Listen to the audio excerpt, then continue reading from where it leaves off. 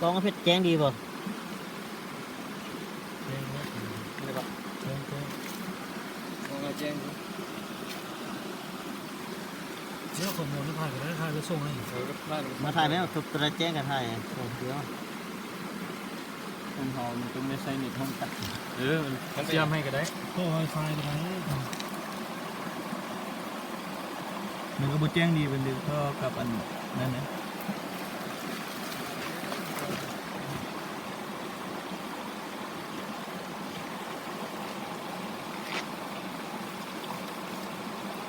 สั่งร่างกายถูกที่ตอนนี้กระบวนการ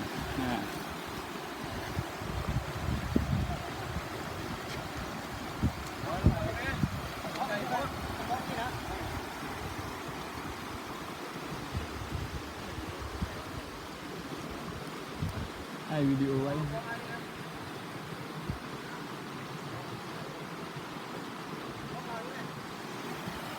โอเค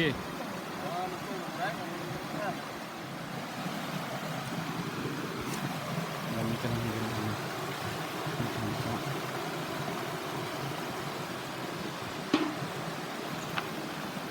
ติดมาทำ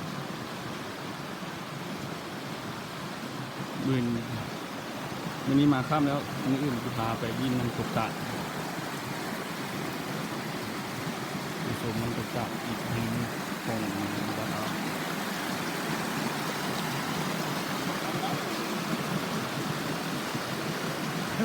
พูดแล้วเรื่องร้องกันเลยนี่จะเป็นทางก็ดูภาพที่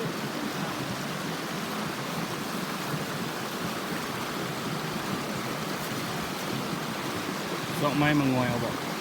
ทางนี้มันข้างที่เรื่องเขาใส่ไม้เห็นป่ะฮะเขาใส่ไม้ที่เถิงเขาน่ะทางไหมเห็นป่ะเฮ้ยใครบอกข้ามมาแล้วเขาก็ย่างข้ามนี่ก็ได้ตีถึงนี่มันก็บ่สู้จีเลิกปันเดียวอันนี้มันซกอยู่นี่ซื่อ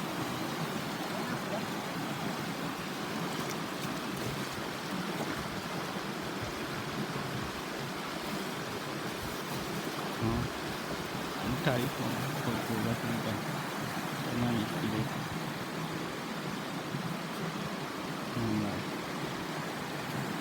ปีนั้นบุเมียนใส่นั้นบุเป็นตะกินนี่นี่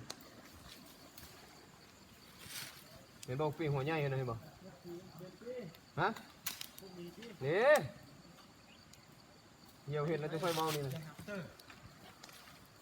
เอามองนัดนี่นะโอ้สุดยอดชิ้นละ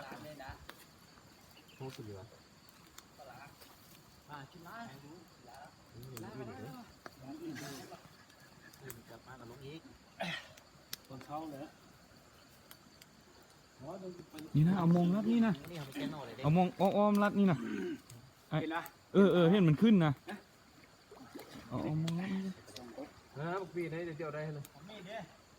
นี่ว่ะนี่โอ้ยง่ายเลยฟันเอาเลยเอาไปค่อยๆเหมือนตะเท้า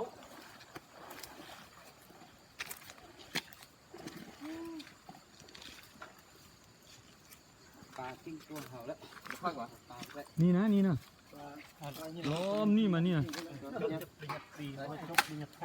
ลายคนมาเอาแล้วเนาะลายยุ่งฝานะเข้าหมดน้ำมือยุบเขาโอ้ปันนี่ว่ามันเงินน่ะปันน้อยที่มองมัน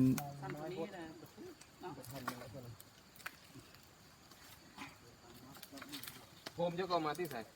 อันนี้นักดำปลาเด้อนี่นะ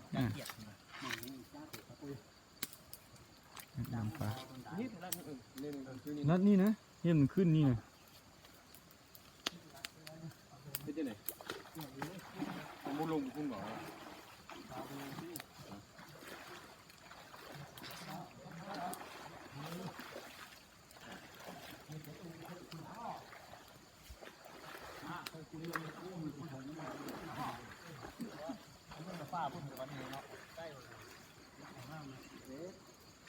อยู่จูมาเฮ็ดได้เห็นว่าการจัดการอันนี้เป็นเขาบางสงวนเฮ็ดแบบห้าแบบนี้ก็กินได้กินแล้วนะ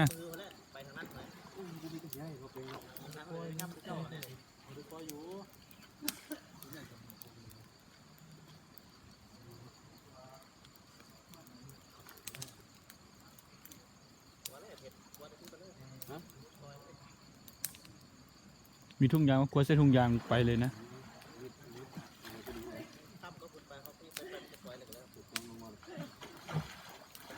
นู่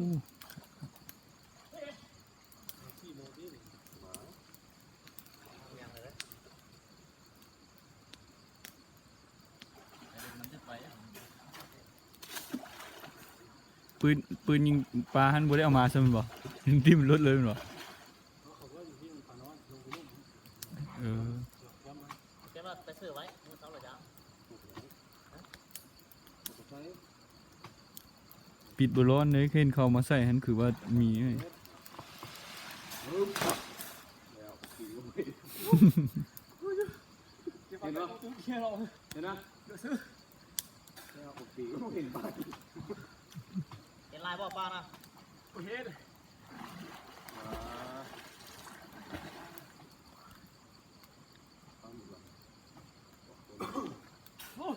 ได้เยอะ อืม ได้อ่ะ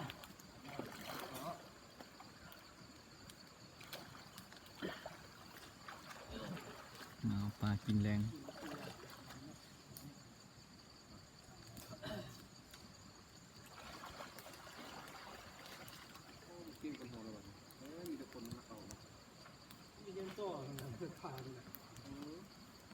วันนี้ปลากินเลยอยู่ข้างใน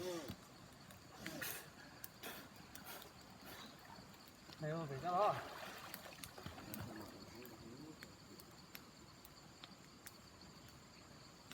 นั่นเลยเกี่ยวกับกระเทยเยอะจ้า ที่จริงเอามองตัวนึงนัดลุ่มทั้งคนเนาะเรียนจบด็อกเตอร์เลยด้วยเนาะ